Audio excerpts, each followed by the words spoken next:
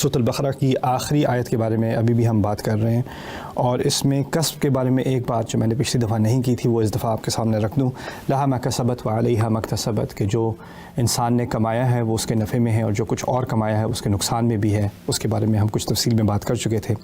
یہاں پر کچھ علماء نے کسب اور قدر اور فعل کی تفریق کی ہے، اور اس کو میں ذرا آسان زبان میں آپ کے سامنے رکھنا چاہتا ہوں۔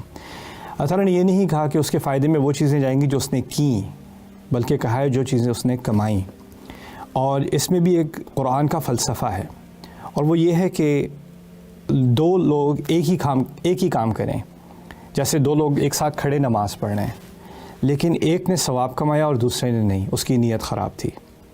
اور ہو سکتا ہے کہ دو لوگ ایک ہی کام کر رہے ہوں، اور ایک کے لیے بہت آسان ہے، ایک کے لیے صبح فجر پہ اٹھنا، مسجد تک پہنچنا، نماز میں کھڑے ہونا، سب اس کے لیے آسان ہے، اس کی عادت بن چکی ہے، یا اس کے لیے رات سے اٹھ جانا، نیند سے اٹھ جانا بہت آسان ہے۔ دوسرے کے لیے بہت مشکل ہے، اس کی وائرنگ ہی ایسی نہیں ہے، اور اس کے لیے بڑی مشکلوں سے وہ ادھر ہی اسی نماز میں آ کے پہنچا۔ اب دونوں نے نماز تو ایک ہی پڑھی، لیکن ایک نے بہت زیادہ کمایا دوسرے سے،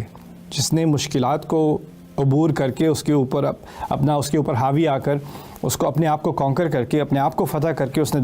نے نماز پڑھی۔ ایسے انسان کے لیے کسب زیادہ ہے۔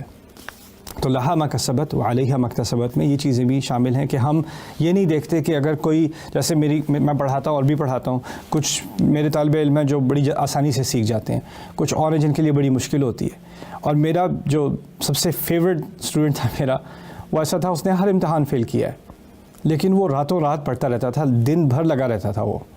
اور میں اس کی اتنی عزت کرتا ہوں کہ اللہ نے اس کے لیے عربی آسان نہیں بنائی اس کے لیے، لیکن اس نے جو محنت کی ہے اس نے بہت کچھ کمایا ہے۔ اور جو کچھ اور اسٹوڈنٹس تھے میرے، جن کے ایگزامز میں پرفیکٹ سکورز بھی آئے ہیں، بہت جلدی سیکھ گئے ہیں، ماہر بھی بن گئے تھے، لیکن ان کی ورک ایتھک نہیں تھی، شاید انہوں نے اللہ کے ہاں کم کمایا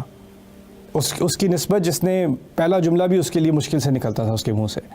تو یہ چیز بھی قرآن میں ایک بہت اہم حقیقت کی طرف اشارہ کرتی ہے کہ ہمیں دوسروں کے ساتھ اپنے آپ کو کمپیئر کر کے ڈپریشن بھی نہیں ہونا چاہیے، اور دوسروں کے ساتھ کمپیئر کر کے اپنے آپ کو زیادہ کچھ چیز نہیں سمجھ لینا چاہیے کہ میں نے اوروں سے زیادہ کر لیا ہے، کیونکہ اصل میں کیا کمایا اور اصل میں کیا نہیں کمایا یہ صرف ہماری وسعت کے اعتبار سے اللہ تعالیٰ ہی جانتا ہے۔ تو لا یکلف اللہ نفسا الا وسعها، لہا ما کسبت وعلیہا ما اکتسبت۔